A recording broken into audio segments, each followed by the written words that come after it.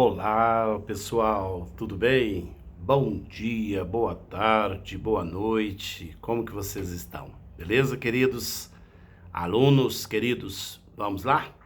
Então, queridos, hoje nós vamos falar sobre o romantismo, né? Saímos daquela percepção arcádia da qual falávamos anteriormente, né? E vamos entrar aí com as características do romantismo. Bom, entendendo que o pano de fundo do arcadismo era a vida bucólica, né? Era a vida do campo, né? Características essas que nós também vamos ver ou vê-las agregadas no romantismo, né? E entendendo que quando se fala de romantismo, nós vamos falar de uma ideia totalmente voltada para o sentimentalismo, né, pessoal? É a ideia da evocação do eu. O eu vai prevalecer, né? O meu mundo interno vai prevalecer sobre o mundo externo. Como assim, professor? Ou seja, pessoal, o mundo externo ele é totalmente dependente das minhas emoções, né? Não adianta eu ir em uma festa, por exemplo, a nível de exemplo, né? Eu ir a uma festa e essa festa está regada a boa comida, a boa bebida, se eu estou mal, né? Essa festa para mim, né, vai estar mal. Para mim vai estar mal. Para o outro não. Para o outro pode estar bem porque o outro está bem, né? Inclusive Machado de Assis, na segunda metade do século XIX, ele sai dessa pegada romântica, né?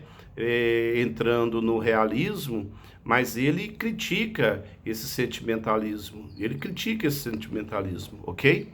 Muito bem, vamos lá então para esse, né, romantismo. Hoje eu vou falar sobre, eu não vou falar especificamente dos autores, eu vou falar sobretudo das características, né? É de suma importância que os alunos entendam quais são essas características para poder entender o romantismo. A primeira dela é o subjetivismo, né?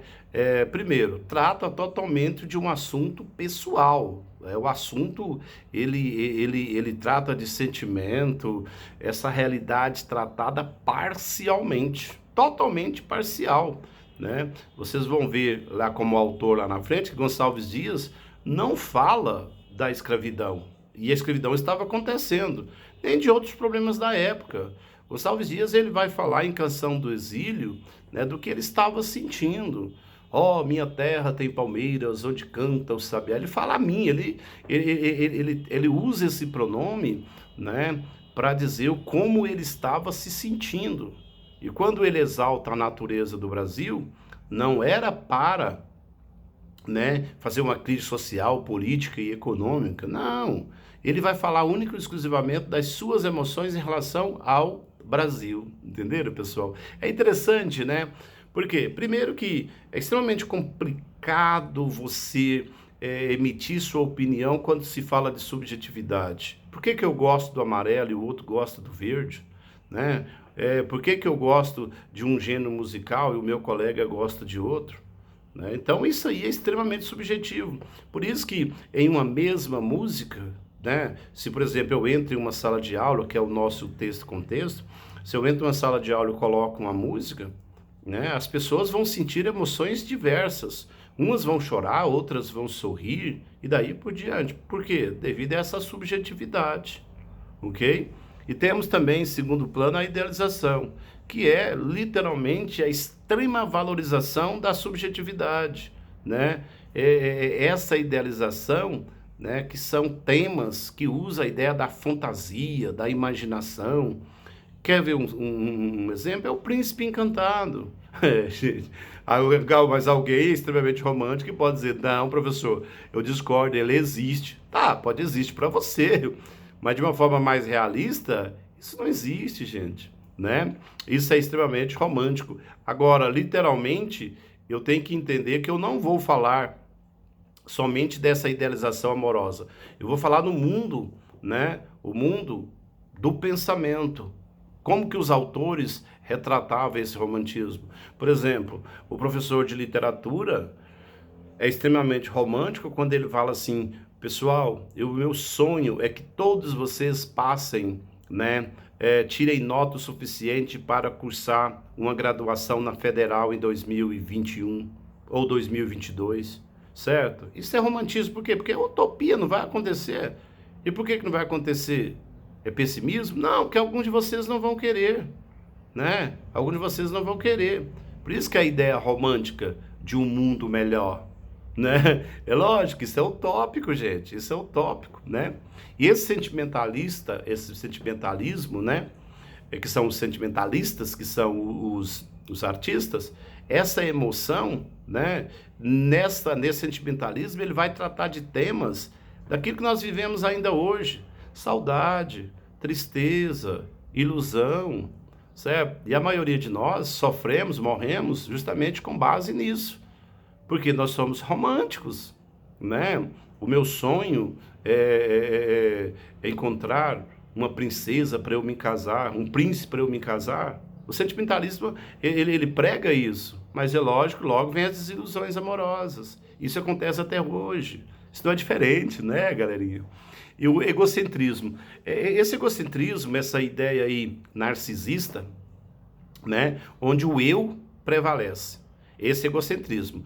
É as minhas emoções que vão prevalecer, né? Eu não posso, aí, de repente, querer que o outro queira. Não, a ideia sou eu. O eu é o centro do romantismo. O eu é o que prevalece. Por isso a ideia desse egocentrismo, algumas pessoas não entendem, né? Quando se fala de uma pessoa egocêntrica dentro de uma proposta romântica, mas é com essas características. É o eu, né? O filme tal, vou chorar horas, né? Porque aquela cena me comove, né? E o outro vai olhar para mim e fala, oh, deixa de ser bobo. Não, está comovendo a mim, né? O meu eu sentiu, né? Se emocionou ao ver aquilo. E é complicado você criticar isso, né? E temos também a religiosidade. Agora, não esqueça que essa religiosidade, nós não vamos falar daquela ideia medieval ou seiscentista, né? Que vimos em escolas como o Barroco. Não vamos. Essa religiosidade aqui é uma reação ao racionalismo que nós vimos anteriormente, né? Essa religiosidade, ela vem contrapor, né, uma ideia materialista, né? E a religiosidade era totalmente pautada numa vida espiritual, que obviamente que vamos ver lá na frente que vai ser a válvula de escape. E essa válvula de escape aqui, pessoal, é extremamente complexo questionarmos sobre. Como que eu vou questionar a religiosidade? Não tem como.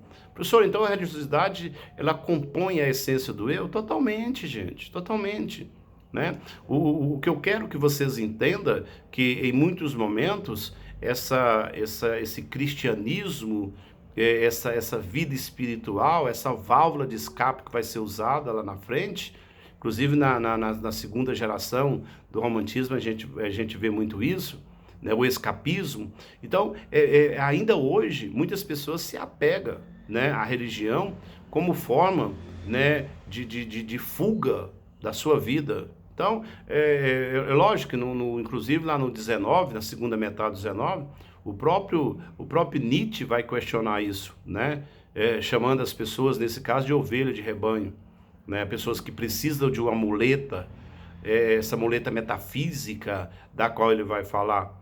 No romantismo, as pessoas precisam disso para viver, né? Precisam disso para sobreviver. E nós temos a idealização da mulher. E essa idealização da mulher, no romantismo, pessoal, é interessante que talvez falando sobre isso hoje, algumas pessoas não vão entender. Mas o romântico jamais tocaria na mulher. Engraçado, né, pessoal? Porque ele se sentia um sujeito impuro.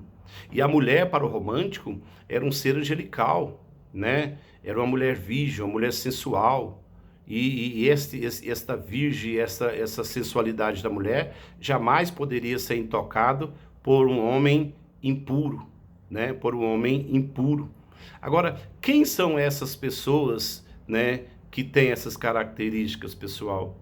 É a sociedade burguesa, uma nova sociedade surgiu nessa época, né? E quem era essa sociedade burguesa, pessoal? Eram os militares, comerciantes, professores, artesãos, né? Funcionários públicos, homens de imprensa, empregados, certo? Eram essas pessoas que brigavam por esses, né? Por essas novas características. Certo, pessoal? Agora, professor, e quanto à forma, quanto à escrita?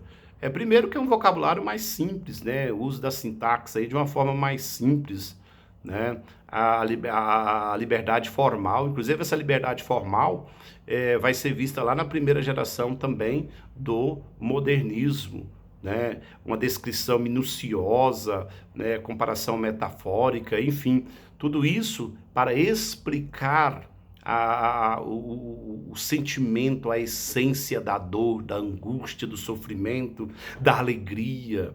É porque no romantismo não há certo, não há errado, né? É tudo uma questão de ponto de vista. Ok, queridos? Ficamos por aqui, tá bom? Espero que vocês tenham entendido aí que o eu prevalece no romantismo, né? Talvez algumas pessoas ainda achem que isso pode prevalecer no dia de hoje. Um abraço, queridos.